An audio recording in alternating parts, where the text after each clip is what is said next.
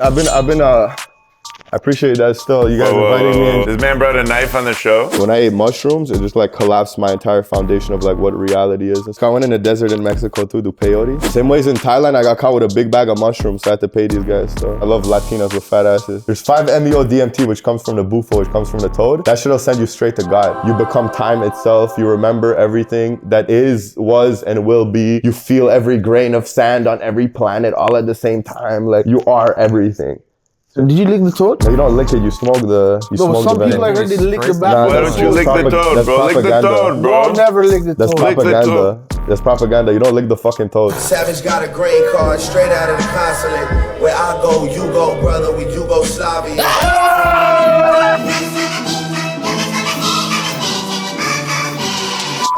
You ain't built like this, you ain't feel like this. I ain't had no drip, I smoked my zip. Then I went down south by rock like Chris. Might have risked my life to get guac quick. Welcome back to another episode of Nems World Uncut, brought to you by Content Day. Today we have a very special guest. We have a self-proclaimed shaman, artist, entrepreneur, part-time real estate influencer, and humanitarian, Ugly Coco in the building.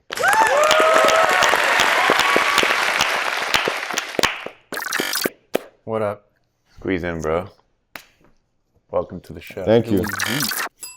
Whenever we have a punchline, we should just do that from now on. So I was taught to never come empty-handed. Yeah. So I brought some gifts. No way. Oh shit. Okay. First, because we wanted to be a blessed podcast. So Wow. let's start with these. So you can put this one. Fire. Yo, that's crazy. Throwing it around your neck. What are these? Damn. These one we're just gonna bless. We're just gonna stay blessed. This one I got you the proper one with the Rudraksh. Jeez. You know? Put that one on. Respect. Is that a walnut? Type shit. The Rudraksh, bro. So we're gonna Throw stay out your blessed. mics. And then oh shit. And then Is this supposed to go over my head? I got this papyrus as well. This from straight from Egypt. This is papyrus paper. What is this? The Quran? Something, yeah. Something Quranic. Let's go. Some Quranic stuff. Yeah. Do you guys mind if I get comfortable? Yes, please. Hold Lean on, back. hold on. Relax. I got a question. Yeah. Does this go on my head? Yeah, do that. Oh, you can keep it like that. Just like that? That's hot. Yeah. All right. I'll put my flip It flops. looks better than that. Way better. 10 times better, guys. You can read this? Nah. Yeah. Chuck it. But yeah, man, it's an honor to be here still. I appreciate that still. You guys inviting me in. Thank God this bro. guy sat in the middle. Bro. What is that? What is that? Thank God this nigga sat in the middle. This man brought a knife on the show? Nah, so you know I'm into organic not a knife, farming and bro. things, you know? So you know the machete is our main tool when we're doing the organic farming. You know, we shave with it, cut the bananas, you know, all of that. So no violence over here still, so don't worry still, you know? We're good still. Okay. Well, Ugly Coco, guys. Queasy, take this. Let's go, fam. Cheers. Cheers. Yo, what the fuck is that, fam? That's liquid acid still. What the fuck, fam? You gave me the devil juice? Are you fucking dumb, fam?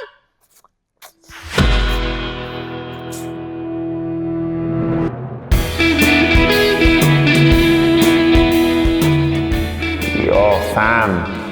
I just realized that I chased stardom because I never felt seen by my mom dukes as a child, see?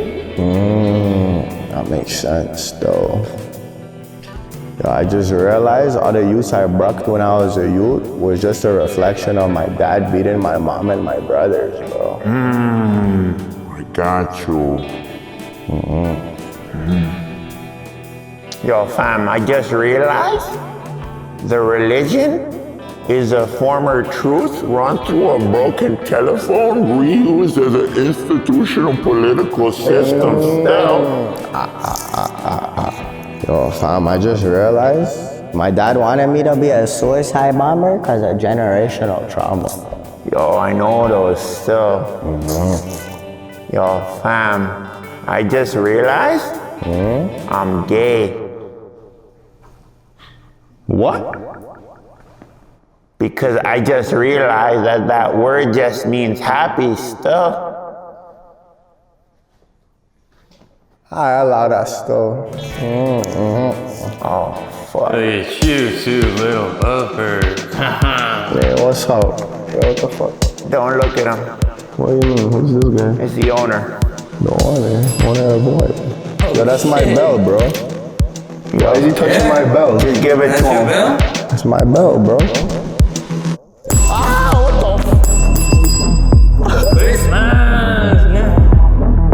Yo, why you doing that?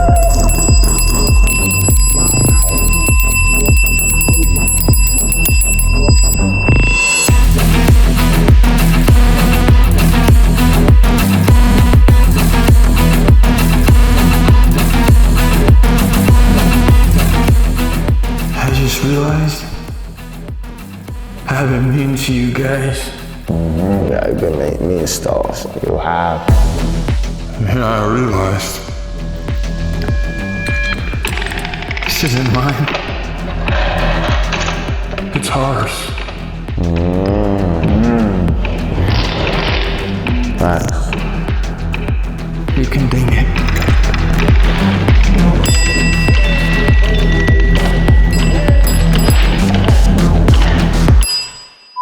I just want to tell people how we met. I met this guy at a Beat Cave event. When was that, 2020 or 2021? Yeah, time doesn't exist, but yeah. Yeah, we're at zero constant. But like, I saw this guy and there's all these kids trying to get their beats out, trying to network and stuff. And then this guy's like, yo, you guys make like these type beats? And I'm just like, who is that? It's just like, this guy's also tall too. He's like 6'3", 6'4". I'm just like, who are you, bro? And then right there, I knew he was a weirdo like me. So it was a pleasure. It's been a minute. Yeah. Welcome to the show, man. Yeah, man. You want to tell people a little bit about who you are, what your story is? Yeah, you know, my name is Ugly Coco. That name came actually from my brethren, Akiva, who's over there. Because he used to call me ugly a lot in high school. Because I have a very overinflated sense of ego, so he was trying to humble me, I guess. And then Coco, because Coco the gorilla, if you guys know like Jaden Goodall, Coco the gorilla. Coco's a gorilla that speaks sign language. Because I'm very intelligent, but I also have animalistic tendencies. Like sometimes we drink and stuff and I'd like start climbing shit. So like some of my injuries even are from just like climbing shit when I'm Well, drunk. you're half Arab, half Slav. That's like the most savage combination. Sick. Yeah, so my dad's Egyptian, my mom's Czechoslovakian. So like as you can imagine, you know, my dad did beat my mom. And you know, so that's how I grew up. Grew up in Montreal. We moved to Canada when I was 3.5. I have 2 older brothers and they beat the shit out of me too. So yeah, man, it was good growing up. Wait, you were in Montreal first? Yeah, so I speak French too. So You speak French? yeah. How many languages do you speak? 4 fluently, I speak 4 languages. So like English, French, Slovak, and Spanish. I just spent 2.5 years in Costa Rica, so I learned Spanish. Nice. Yeah, because I love Latinas with fat asses. Who doesn't? Yeah, That's why you learn Spanish? yeah, Damn, that's dedication. yeah. He needed to speak Brilliant. tongues to that ass. It's an art form. Type shit. All right. You make dope trap type beats, trap type music, but like not just that. I resent that. I know, Just, but you make trap music. I'm not. That's what caught my ear first. I heard the happy beats too, which I fuck with. I make music. Yeah. Okay, every day's a new day. It's like the Zen proverb, bro. You gotta always be a beginner. So every time I hear a beat, bro, it's like I'm a new person. I'm a newborn baby, bro. I start crying, I shit myself, like whatever needs to happen. I just take the beat and I fucking channel whatever happens. So if it's a dance hall beat, all of a sudden you see like a fucking 47-year-old Jamaican guy just pop out with the machete and thing, you know? So sometimes it's a Chinese beat. I might just start doing kung fu and shit. So every time it's a new beat, I just come through and I just channel the beat. So there's some trap music, there's some rap music, there's some hip hop stuff. Depending on like what inspiration I draw from my life, that fits onto the beat and there's a connection. But it's like, it feels more like channeling than writing, you know? Okay. Yeah. So in terms of like how you grew up, you were how old were you when you moved to Toronto? 10. 10. Okay. So where'd you grow up in Toronto? I grew up East End, 390 Dawes Road, the crooked street, bro. Every street's straight except my crooked street, bro. That's where all the crooks are, bro. Yeah. Yeah, 390 Dawes Road. They used to call it Paki Palace. There was a mosque on the 2nd floor. There's bare Pakistanis that live there. Swear to God, bro, they called it that. You know, so my brethren, like, they were like Pakistani youths, Bengali youths. And then there was the white trash youths, which like I just beat them up a lot of the times. Like, Those were my first friends, like the first week I got there, but then I fucked those youths up and I go chill with the Muslim Pakistani youths because I'm Muslim youth. So, you know, those other youths were haram. Like their parents were like, you know, having unprotected, you know, unmarried sex, premarital sex and stuff. We don't do that shit. Virgin gang. Yeah. And yeah, so just like Pakistani youths in my building, there was a mosque on the second floor. It was lit still. These guys, they put me onto like biryani, you know? Like rice? Yeah. Yeah. Okay. Like the dish. Okay. There were strong youths too. It always blew my mind because my boy Ryan 390 Dawes Road, living on the second floor, if you guys know, you know. This guy was a skinny youth, but he was strong. So like I was a chubby youth, you know? So I'd fuck people up. Like these white See it kids, in your bro. cheeks. Yeah, like those the white trash kids, I'd fuck up 2-3 of them at the same time, right? I was like, I'm strong youth. Like, but Ryan, he's skinny, like half my weight, and he beat the shit out of me. You know what that is? That's the Novak Djokovic wiriness. That wire strength. Yeah, that shit. Yeah. That shit blew my mind. So like it kind of changed my concept of what strength is and how a lot of strength is in the heart, you know? Okay. So how was your experience growing up in Toronto? I mean, growing up in Toronto is interesting. Like my neighborhood was an interesting neighborhood. It was like a lot of like unsupervised children.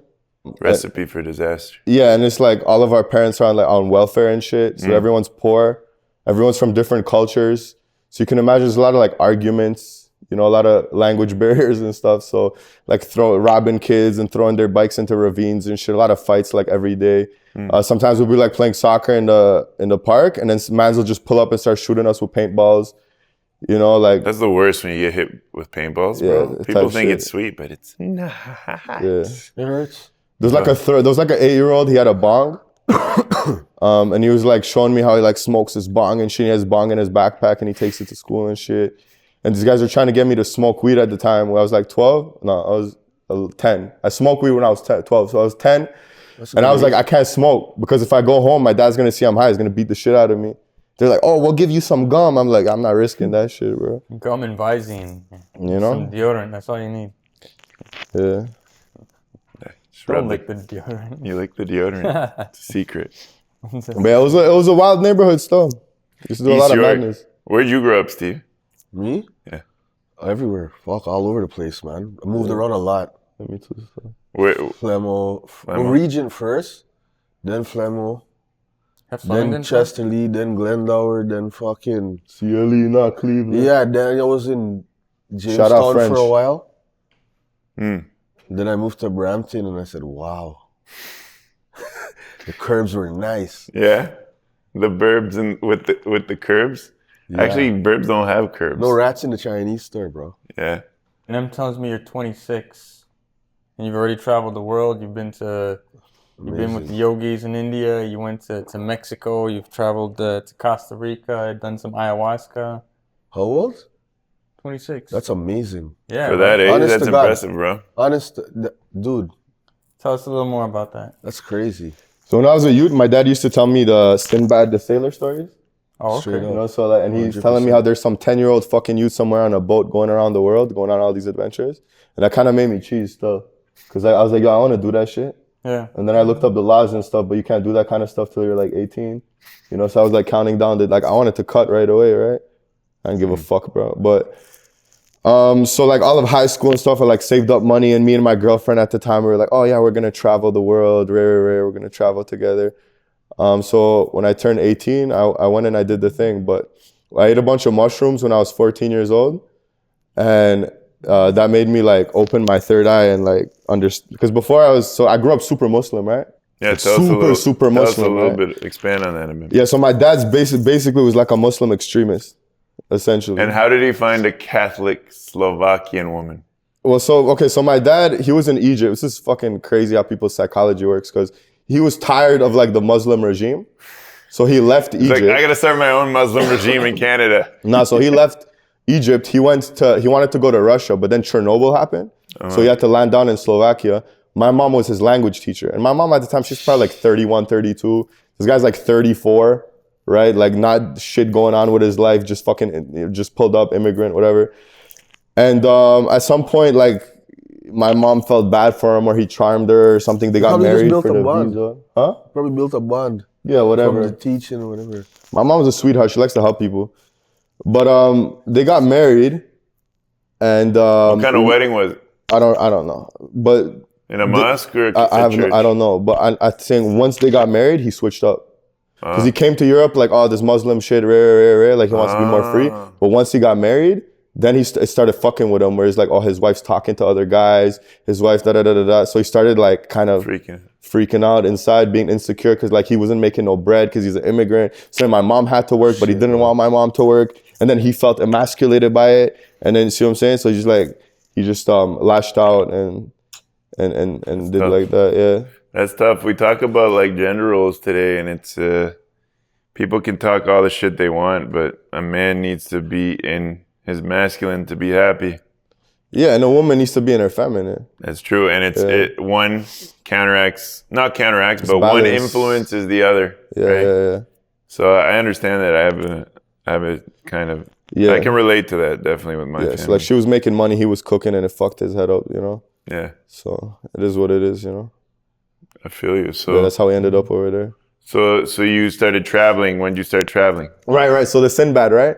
So my dad used to tell me the stories and thing, and I wanted to. So high school done, and I just went straight because what I was saying was my dad's super Muslim, but then I ran away from my dad's house when I was 10. I went to go live with my mom, and they had like so they divorced. They divorced when I was 6. Okay. It was the best day of my life, right? Yeah. Like separating gasoline and fire is it's a good time for everyone. I actually went to school that day, like dancing and celebrating, and teachers like, why are you so happy? It's like, yeah, my parents got divorced, and they're looking at me like I'm fucking crazy. So I'm like celebrating. I felt the same way, but I was 24. Yeah. So I kind of went through an atheist phase when I left my dad's house to go live with my mom. It's very like mathematical, scientific youth. I thought I'd be like the next Einstein, you know, because I was like 12 watching university physics lectures, right? I was like fucking trying to figure it out. Like it bothered me at night. I couldn't sleep because I was trying to figure out like the nature of reality. Yeah. Right? Amongst, you know, all the crazy shit going on around me. Like that's inside. And then I ate mushrooms, bro. Yeah. So when I ate mushrooms, it just like collapsed my entire foundation of like what reality is and stuff like that. So I started tapping into a different side of life. Yeah. So like meditating and reading all the books and rare. So when I turned 18, all the traveling and all that together I went to India. And I went to... That was the first place, India? I think so, yeah. I think it was India. First trip was within Canada. I went to Tree Plant on the west side. But then I went to India. It was the first time I went out of country. I wanted to, you know, go learn yoga, go to Himalayas, meditate with the yogis. You know, some cool shit. Yeah. Did you like do your research online, or did you have friends in India? Like, nah, so you know how they do yoga teacher training? They cost like thousands of dollars or whatever. I'm like, I'm not gonna pay for that shit. So I just went on Google, I typed in like yoga teacher training scholarship. And then it was just like popped up. And then I like filled out like a paragraph. And then they're like, yeah, you can pull up. So I think I paid like $500 for the accommodation and the food. But then I got the rest of the thing. So technically I'm a yoga teacher certified, but I don't teach people yoga. So I just did it for my own knowledge. Sick. Yeah, I got bit by a monkey out there. Tell us about that. Into monkey man. I mean, it's not that crazy. It was just like, there's a guy that takes the Polaroids on the bridge. So you pay him $1 and he takes the Polaroid to print it. So I'm like, oh, there's a monkey right there. Let me take the picture with the monkey. So I like pose and take the picture with the monkey. And the flash it cheesed the monkey. So he came and he bit me, yeah. Like just Yeah, just kick and What cut. the fuck? But I seen the same monkeys right. And that's the same spot, rob a lady still. They robbed the lady, took her bag of chips, climb up the thing, look the lady dead in the eyes and eat the chips while he stared at her. Yeah, monkeys are crazy. Don't fuck with monkeys. Well, there's the two types there. There's like little brown ones. There's that's not racial, by the way. Those are the demons. There's the little brown ones. They're like Those are the little demons. Serbian ones. no, and then there's the other ones that have like the white heads and the long tails. So there's the little ones. They're like, They're the and then the snakes. other ones they're calm. So the other ones they'll rob you same way, but they'll walk up to you and take your shit like slowly. And if you The don't little give it ones to them, are then they'll chain snatch you. snatchers, V. Yeah, the little ones they're like, Those you are know? the chain snatches. Yeah, it's not much different with dogs. The little one, they're like type shit. cracked yeah. out. It's an inferiority. Dogs don't steal your snacks and look. Well, some.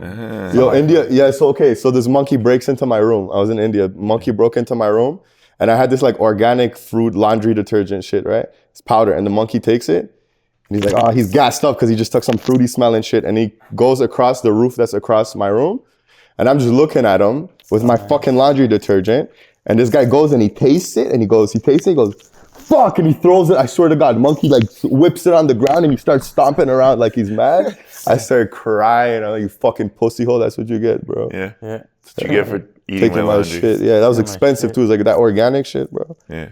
Yeah. So you've been to India.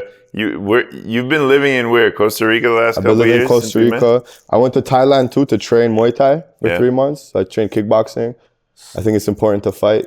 Yeah.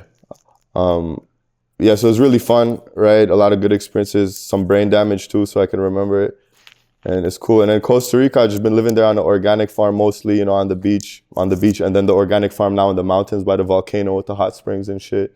There's a place called Organic Paradise. Yeah. It's the best place ever. Shout out my brethren Uber. Basically my Costa Rican father. These guys adopted me into their family basically and taught me all the, So where do you live, like on a commune, like a digital nomad commune? Nah, it's really not, like I don't really fuck with all that. It's more like just a guy with his family. Oh yeah. And he has this beautiful farm with a pool and unlimited chocolate, like the highest level cacao you can get. Bro, I'm gonna visit you, bro. Yeah, there's We're like a visiting. medicinal garden, so I'm an herbalist too at this point. A lot like of I people know. are moving there, right? A lot. Yeah. lot. It's a good place too. How's the vibe in Costa Rica? Just to live a lot of like. It's blessed, bro. Steve If you're a pussy hole, stay away, bro. It's like, it's a blessed place. There's a little bit of everything for everyone. Yeah. You know, if you're a madman, you like the parties, there's a place for that.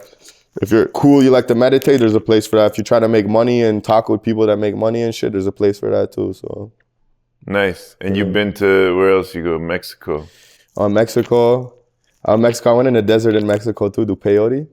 Yeah. Yeah, that shit was fucking mad. It was like, Lee, you did that? yeah, that shit. Yeah, it was crazy because it was like 2 weeks in this hippie van, like this crazy hippie van out of the '60s. Yeah. It used to be a Monsanto pesticide van, What which is the- crazy how the hippies like overtook it. And then we're there, and it's like there's no seats or benches. It's literally like fucking mattresses, like jars of like you don't even know what's in the jar, just herbs and it's just shaking and shit. Yeah. Fucking DVD player, it fell on my head, almost gave me a concussion. So we're going on 2 weeks like that, and we finally ended up in the desert or whatever. There's one part of the story where I had to fuck this Japanese guy up because he was a crazy crackhead type shit. But we're in the middle of the desert and we have all this peyote. Like we went and you hunt for the peyote and the cactus. I got lost in the desert. I thought I was gonna die. It was crazy. Because I'm like, anywhere you walk, there's cactuses. So imagine being in the middle of the desert and you don't know where the fuck you are. Yeah. You're in the middle of nowhere.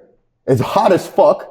Yeah. Right? You're high as shit. That's not a And good any direction you walk, you're getting sliced. Jesus. And you literally don't know where to Think fly. about For it. miles, you don't know where to go. That's fucked. It was fucked. But like by the grace of God, you know, I found my way back in a weird way. Like I was yelling out and I heard a call back.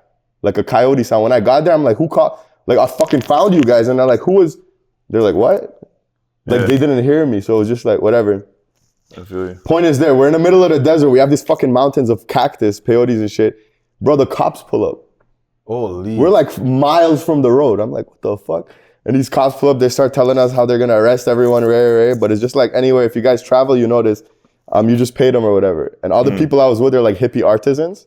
So they start showing them their like jewelry and their handicrafts and shit. And so this guy's like, oh, my wife would like this, and so he took the thing and Nice. they left us That's alone. kind of cool. Same ways in Thailand, I got caught with a big bag of mushrooms, so I had to pay these guys though. Ooh, yo, Oh that's yeah, fucked. you In told me Thailand. that. Tell us that Thailand. story. So I'm in Thailand, and in Thailand, when you want magic mushrooms, you go to the elephant farms because it grows in the elephant shit. Right, so I go to the elephant farm, I get a big bag of mushrooms, and then the lady tells me, "Be careful, there's some cops over there." I'm like, all right. So I start going, I'm on the scooter, and I see them. I see the cops blocked, and I'm like, fuck. So I pull a Yui, and then I'm there, and I'm thinking, I'm like, all right, I could like drop these mushrooms here and wait, and then later, I'll try to hide it. So I'm like, I'm fucking genius guy. I try to hide the mushrooms on me and go through. They fucking stop me. They find the mushrooms. And then they're like, there's 8 of them, bro, like 8 cops. And they're like, oh, da, da, da, da, da, da. And I'm like, what? It's not illegal. It's on the ground. Right? And then he's like, no, it's illegal. And I'm like, no. And there's like a Buddha statue. I'm like, no, I eat it. I meditate. Like, it's all good. And this guy's like, no, you're going to go to prison. We're going to drug test you. But don't worry, we're going to help you. Let me talk to my friends. And that's how the negotiation starts. And they're like, how much can you pay? And then they double it. And then they, and it just goes up and down. But this is the thing, right? The guy, he drove me to my house to get my card, drove me to the ATM to get the money, and then he dropped me back off at my house, and then the next cop dropped my scooter off at my crib. It was Shout like out to Thai police. full service delivery. While I was in the service, truck, the guy that arrested me, he got promoted, and he's just celebrating. I'm in there like celebrating with him. You know, do you on mean the he way to got- the ATM. What do you mean he got promoted? Well, he got promoted from being like a cop to being like Sergeant? Special. in like customs or something. Like While you were detained? While I was detained in the truck. And this guy's just like happy, and I'm like, why you happy? He's like, I got promoted. I'm like, hey. Yeah. You got lucky. Someone was watching over you. Yeah, type shit, But you did pay them. I paid them, yeah. Should have told him you're welcome. Yeah. So you guys want to talk about psychedelics a little bit? What do you want to know? Why should take such a deep breath in, guys? This guy went, Yes. the fuck, man? What happened there? Where the hat? Yeah, open it up. Well, I mean, we're all psychonauts here, connoisseurs of psychedelics, and we all know. Well, I don't know if Steve's a cannabis connoisseur. That's it, indica. All day. Indica only. I did mushrooms 2 times, and it's like, Yeah, but you know, Steve had a traumatic experience when he did mushrooms a long time ago, so that stuck with him. yeah. I tell him, you Yeah, gotta, Brethren almost shot you, right? No, I almost What? something like that, but I almost shot my little brother. You almost With- shot your little brother on Yeah. mushrooms? with water guns, right? But we were laughing about it. No, illegal. You ever smoked DMT?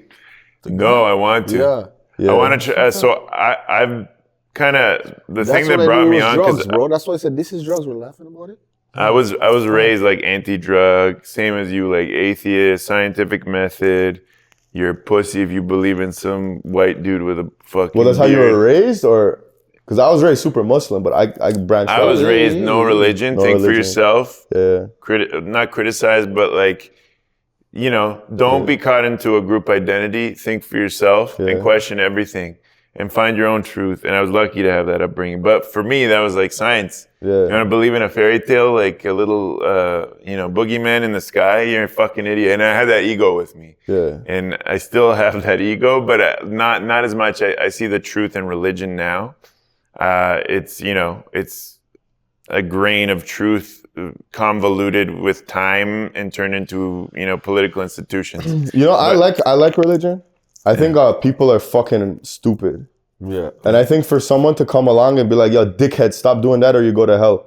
Like, I think that makes sense. Yeah. And then if they're going to profit, like, I'd profit off it too. I fuck with the elite class. Illuminati, holla at me. Yeah. Yeah. It's an institution. It's a political party, right? Yeah. But I found my spirituality through meditation when I went on my basketball scholarship, because my steroid dealer, I'm like, yo, you got something to make me jump higher? I'm trying to go to the league. He's like, bruh, I'm on this new shit. I'm like, what is it? Like, test? Like, cleanse? He's like, no, it's called like meditation. You like sit there and like, you like don't think like really hard. You like try your best not to fucking think if you think you're a pussy.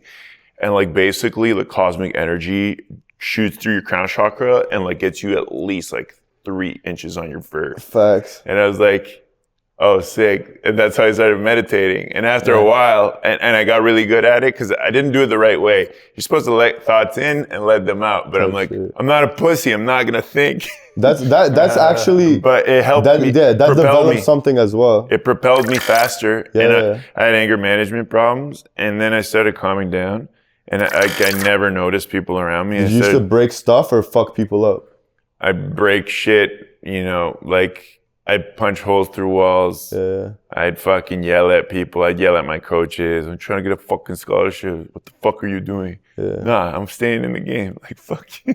Like, I didn't do that in college because when I'm in Division I, I got to shut the fuck up. But like in my room, I'm like, Yeah. but so I started meditating. And after a while, like at my peak, I was able to see auras. Fuck yeah. And I like peripherally, I would be able to see like blotches of colors and lights around people.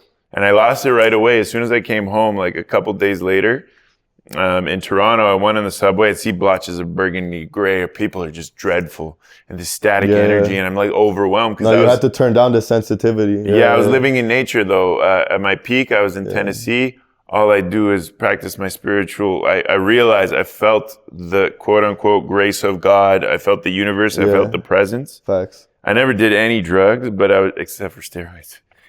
And basically, I was just like Zen, and I was able to calm down and assess intuitively people's energies. And then I was like, oh shit, there's more to life. There's more to life. And I realized it and I felt the presence of something. It wasn't like super positive. It wasn't negative at all, but it was like, I'm here. You're part of something bigger. Yeah. That was the feeling I had. And then the auras came and I was like, wow. And I went to Toronto and it's so much static energy of the city. Yeah. Lost it like immediately. So I haven't been able to get back to it since, because, you know, life takes you on a roller coaster, you know, but I do practice meditation. I got up my game. I do about 20 minutes a day. I try my best. But generally speaking, that's when I started reading about psychedelics over time. I read this book, Breaking Open the Head by Daniel Pinchbeck. I don't know if you heard ever of read that. Autobiography of a Yogi? I started reading it recently. Yeah? Read Yogananda monk Yeah. that I met in LA. He's actually visiting me next week. Shout out Roberto. I met him on the campus of the Yogananda of, what's his name? Paramahansa Yogananda. Yeah. So basically I went to the meditation clinic. I didn't think it was a religion or anything. I just thought it's a place you go to meditate. So in the book, he talks about like teleporting and all kinds of like magic powers and shit. Yeah. And me, like, although I was a pretty scientific minded kid, there's some things I couldn't explain. So like sometimes I'd have dreams and like I'd see the future and like shit like that would happen to me a lot. Yeah. And so I was like, fuck, there's something here, right? And I started tapping in with the mushrooms and I started reading the Yogananda and going deep into it. And I was like, yo, let me activate some powers or whatever. And then even my brethren and Q were talking about like doing Kamehamehas and shit. And it's like, nah, bro, if you attain a level of concentration, there's like levels of concentration. Once you reach them, you're able to do things that other people are not able to do still. That's true. You meditate? How often do you meditate? Probably like 5-6 days a week. I try to do every day. Where were you from? 20 minutes. It's not enough. It's I know personally I need to take my meditation practice. Well, when you were about seeing you? the auras and I did I was doing like 40 minutes every night and then I go to sleep. I did two times I went. It's a 10-day meditation retreat. It's called Vipassana. Yeah, I want to do a Vipassana Yeah, retreat. it's silent retreat. You get more progress done in 10 days than you can get in years. Because the interesting thing with the mind is you're not limited to the same like physical constraints that you are with the body, right? So if you trained really hard for 10 days, there's only so much progress you can do. But with the mind, you can actually do like exponential times 100 types of leaps of progress in 10 days. So Without getting into it, meditation saved my life. Yeah. I swear to God. And other people's life too. Yeah. But it saved my life. Saved my life. Fuck, I was on a... I swear to God. Yeah. Facts. When did you meditate for the first time? Like 7-8 years ago. Yeah. It just changed me. How did you Even learn in about health, it? Even, you know, meditation can cure 90% of even a lot of illnesses, eh? It's true. Epigenetics, your thoughts shoot an electromagnetic pulse. Your emotions. Yeah. That's why they say we shape our own reality, because, and now quantum physics is proving God. So it's like basically, and this is the Tesla stuff that me and my pops work with. So like basically scientists are now proving, you know, auras are electromagnetic frequencies that are shooting out at you. Every thought, every human, every virus, every cell has its own specific frequency. Like we have a unique fingerprint. Yeah. And like every type of emotion that you feel is beaming out of your chest. It's beaming It's like a pulse. our natural frequency. You know, though, like against even their- before you get into the like electromagnetics and stuff, just even on like a purely physical biochemical level, Yeah. even if you put your hands like this or you turn your hands like that, it'll change the neurotransmitters and the different kinds of chemicals that your body releases. There's and so stuff, many right? levels to it. There's the biology, there's the chemistry, there's the physics aspect. Even like you see people that crunch their foreheads too much, like they're too stressed, or people that hold their shoulders up, stuff like that. So like the more tension you hold in your actual body, that'll change your hormonal state and vice versa as well, right? That frequencies are big too. That Yeah. frequency. Tony Robbins Hertz. says. So is it like an optimal meditating position? I mean, technically, they'll say full lotus, spine straight, full I lotus. can't. I'm so inflexible. You know, and then depending on what you, so like in yoga, there's a lot of different kinds of mudras, which are like hand positioning for different goals. I've seen. If you want to open your heart, or if you want to concentrate, open your third eye, it's different, right? So it's like it's an interesting technology. Where while we were developing this like next technology here, these guys were developing mental technologies over thousands of years over there. Facts, bro. Welcome back. We are joined with Ugly Coco and his family, who say his grabba addiction has taken it way too far and has affected them in many different aspects of their life. Please, no thank you. Gentlemen, tell our friend Ugly Coco here how this addiction has affected your lives. Fam, your girl called me last night complaining that you can't get it up because they soaked the grabba in too much sardine oil still. Yo, but I've been eating her poke still, so it's cool, bro. Nah, but she never bust. That's crazy, fam. Shorties can't smell like grabba, bro. Yo, fam, if it's too hot, get the fuck out the kitchen, fam. We need to stop, fam. It's hurting us. Ugly, are you hearing your friends? It started 10% grabba, 90% gas. True. Then he went 80% gas, Facts. 20% grabba. Then he went 50-50. Facts. Now there's like no weed in the split, fam. Grabba only. It's just grabba, fam. We used to smoke spliffs together, dog. Coco, do you see how upset your friends are? His math has been really well so far, and I'm just shocked how well he's doing math. Yo, That's how upset he is. Coco. I can't lie, bro. I've been dealing with a lot of shit still, fam. Okay. I'm from Kawhi left the Raptors, bro. It's been a hard couple of years still. Crody, that's why we're here, fam. You don't need the grabba, bro. You got the Crody on your side.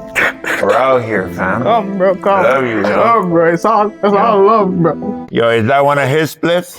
Yeah, Yo, come. I'll hit that still. Come on, because- smoke the split Yo, that has no grabba, fam.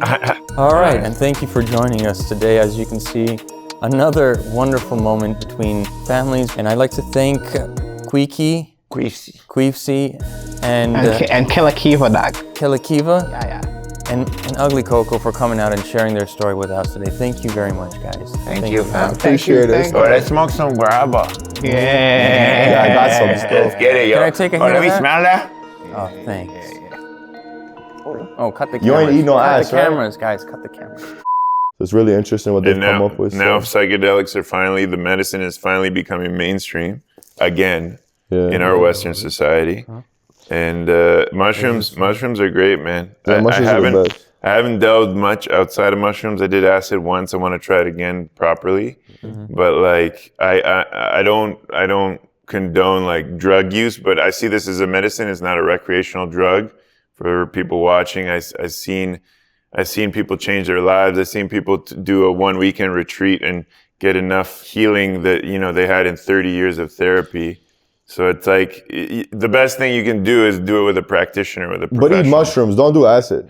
I tell you, don't do LSD.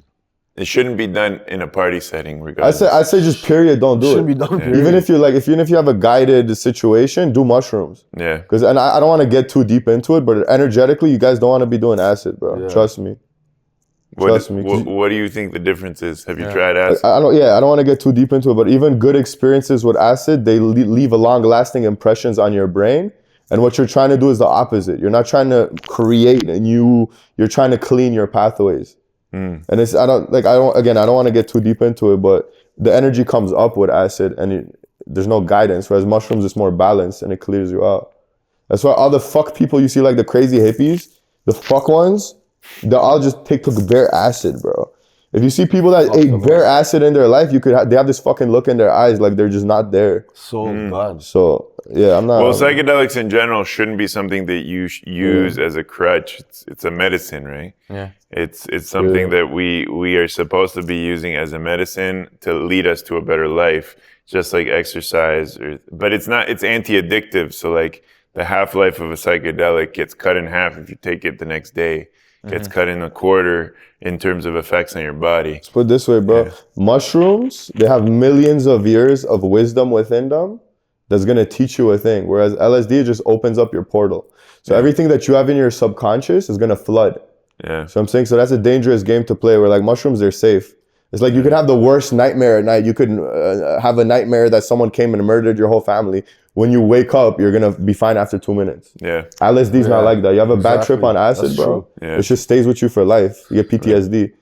So I'm saying Well, let's mushrooms talk are about safe. ayahuasca. You've tried ayahuasca. I haven't gotten to the point. I've done it- I'm at the point I've done now it where I can try it. 8 but times. 8 times. Yeah. That's a lot. It's a lot. Yeah, the first What do you- time I went to Peru and I stayed 2 weeks in the jungle with a shaman. We did that like 4 times there. And then the next time was in Costa Rica, the next guy. It makes you puke, right? Yeah. But that's good. Yeah, it feels purging. good. It feels really good, yeah. My girl wants to do that shit bad. She's begging me to go with her and shit. Yeah, it's really good. It's strong, right? See her over there? She slaps you in the face. Spooky. Yeah. The interesting thing is like, me. because the shaman doses you. So like he gives you how much to drink. So you drink a bit and then something happens, right? Every time's different. It's like a completely different experience. But same way with mushrooms, or if you ate bare mushrooms, you could go fucking through the stratosphere. But yeah, it's interesting to be in the middle of nowhere in the jungle in a dark room drinking some fucking jungle potion that you don't know who these people are. Yeah. And then the lady's just fucking singing songs and you're just throwing your name in there every once in a while. And you're just like, yo, it's crazy, bro. You really see kaleidoscope colors or no? Or is that people just saying that shit on the Bear internet? things, bro. I seen bear.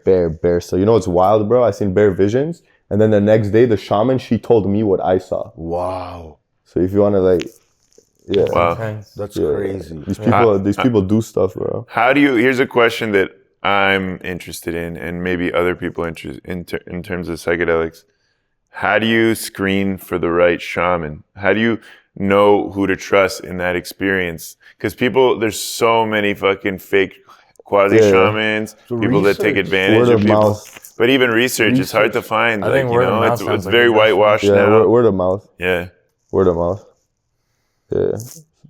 Who do you ask if you don't know anybody? If you don't know nobody, bro, fucking stay at home, bro. If somebody's at home and they're like a white new dude named Carrie, Eat mushrooms, bro. Don't go in the jungle fucking around with these spirits and shit. That's another thing I actually want to say. Psychedelics are not for everyone, bro. yeah. In those cultures where they're from, like let's say in a tribe where they do ayahuasca, right? Most of the people in the tribe will only do ayahuasca once or twice in their life. Once when they hit puberty and maybe once if they're sick and they're possessed or something. More times people just do it once or twice. The shaman's the only one who's doing it on the regular. And then the shaman will scope out 1 or 2 youths in the village and he'll say, okay, he has potential. And then he'll put him through the training. And if he survives the fucking training, then he can deal with the thing. Because they call the plants, they call them power plants, and they call it the warrior's path. Okay, if you're not a warrior, if you don't have the fucking heart of a dragon, I've seen bare people where they start playing with these things and then they go mad, bro. Yeah. They go into deep levels of madness. Yeah. And they lose themselves and they depersonalize. It's like, there's a psychological term for it where people become disassociative and whatever the fuck, right? So it's not a joke for everyone to play. It's not a joke. You know, I'm just built like that, but. So you're saying you're a shaman? I don't like to use that word still. Yeah. I don't like to use that word. I think it's a word that's been abused a lot. But it is what it is, you know. Big man thing, guru, shaman vibe, bro. Life coach. If you need advice, you know, I'll give you some advice. But I'll cuss you out too, so. It's magical. Why 8 times ayahuasca? I just kept doing it. Like if someone had it now, I'd do it now. Yeah. Yeah, I don't. You like it? Yeah. What about you smoke DMT? Yo, DMT's crazy. Smoking DMT's fucking crazy. I heard a lot of people go to the creation source, the little elf cities. I mean, or the machine elves floating place. A lot of people have the same. Those sound like two different things to me because the source of creation is like the source of creation. It's like God, light, everything. I've been there a few times. So. Where is that? How is that? It's everywhere. It's inside of you. Oh, you're in it. You are it. Fuck. But then, okay, here, this is what it is. So there's 2 kinds of DMT, right? There's 5-MeO DMT, which comes from the bufo, which comes from the toad. That shit'll send you straight to God. And then the other one, the NN DMT, that one is where people see more of the machine elves. They have visions and stuff. So when I smoke that one, I seem crazy, like stuff you can't even explain. It's like different levels of physics where I now tapping into my memory of the experience, trying to explain, it's just impossible. It doesn't work. It's like you see shit that's inside out of itself. You take 1 step, it's 100 miles. It just doesn't make sense. It's like mirror, kaleidoscopic. It's that visual shit. But then the other one is just you go straight to God. You become time itself. You remember everything that is, was, and will be.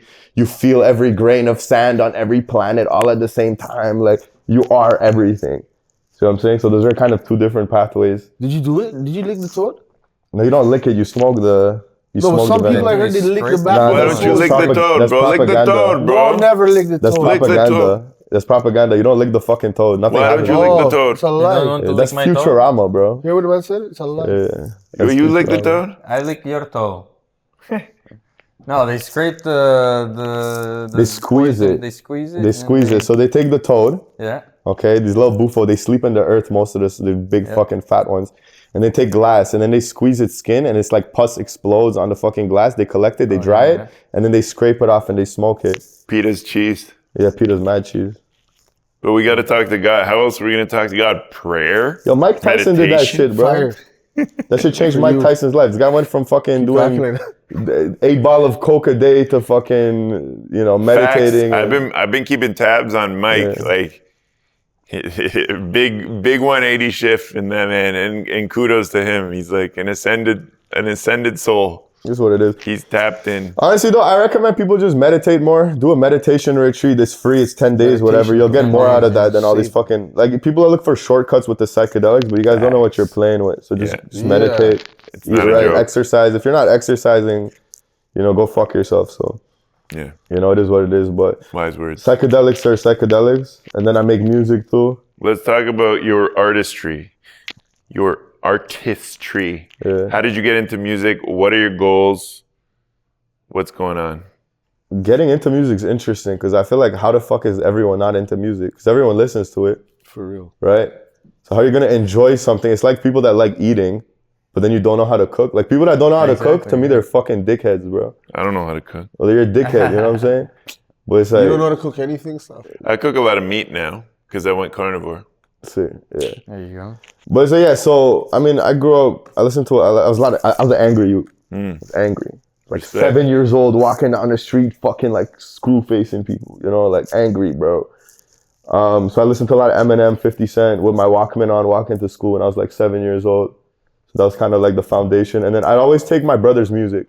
Like I'd steal my brother's MP3, my brother's iPod, my brother's Walkman, and whatever they downloaded off LimeWire. Like I'd be listening to that shit. Napster. Yeah, those were the days.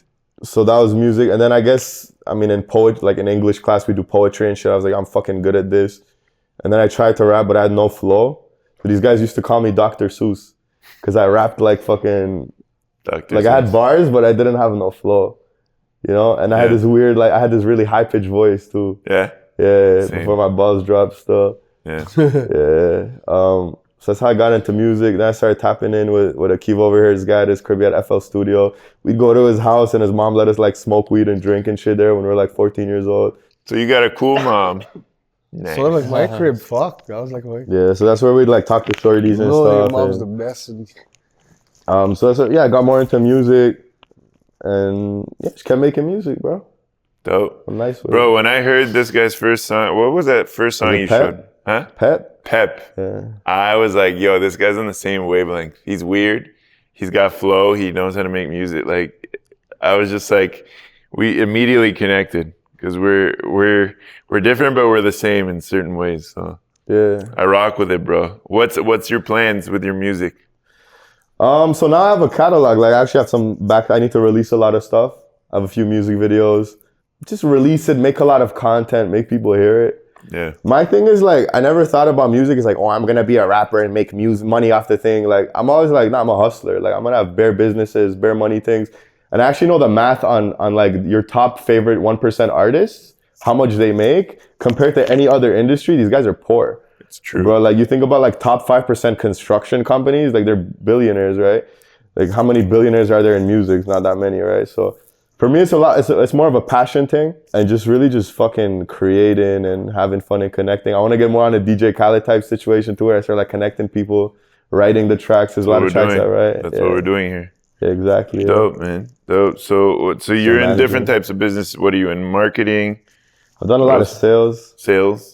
Yeah, I've done a lot of sales, different kinds of sales, door to door, on the phones, now it's like more like closing bigger deals. Nice. And sales, marketing, we try to like 1-2 marketing things. I just started streaming, and my stream was building a business live. Yeah. Right, so I'm there like fucking around. So right now I'm building a mushroom supplement brand. Nice. Yeah, so like cordyceps, lion's mane. Yeah, it's called Brain and Brawn. Right. Is it out yet? Soon. Brain and Brawn. Soon comes. So. Well, I'm looking forward to it, to seeing more videos. Yeah. Collaborating. I want to say one more. You said like, what's the dream with the music too? Is like one of my end goals, which I'm trying to get done like this year, next year, is a music farm. So the idea is like organic farm in Costa Rica where people can come and chill and create together. So we have the studio and we have the little place to meditate and do martial arts and whatever. And just have this like platform for people to come in and create in the high, like most optimal conditions for a human to live in. So like we have a lot of artists today where like they're artists, they're talented, but because they have jobs, they have to pay their rent, a lot of their energy is going towards stuff that's not their art. Distraction. So it'd be like, exactly, so be given a place where not only do they not have the distractions, but we're actually nurturing their creativity through meditation, concentration practices, mental practices, good nutrition, That's et fire. cetera, et cetera. That's a great idea. Yeah. It is. I'd love to be a part of that. Yeah, so we're gonna make that happen. So Let's get it. yeah.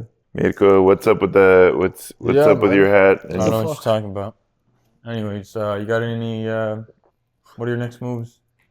Besides, you gotta. Well, Bro, I'm not gonna lie. Yesterday I went outside and it was fucking cold, bro. Yep. So I'm feel you. like trying not to fly out. I might fly out to Costa Rica, Colombia. I want to go Thailand and do some fights.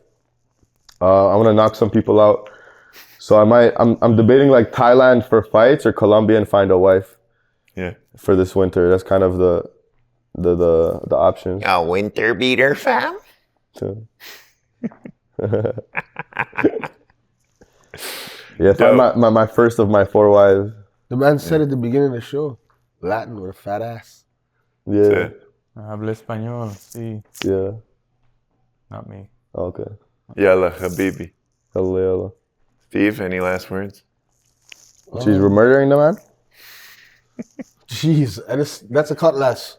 Yeah, man. It's not a machete, okay? Cutlass. So what? Machete. Tell us about your machete before we So wrap. this was a present from my brethren Uber. His name is Uber. Yeah, his name's Uber. Is he Like- Uber? No, so that's funny. When he introduces himself, he goes Uber, no taxi.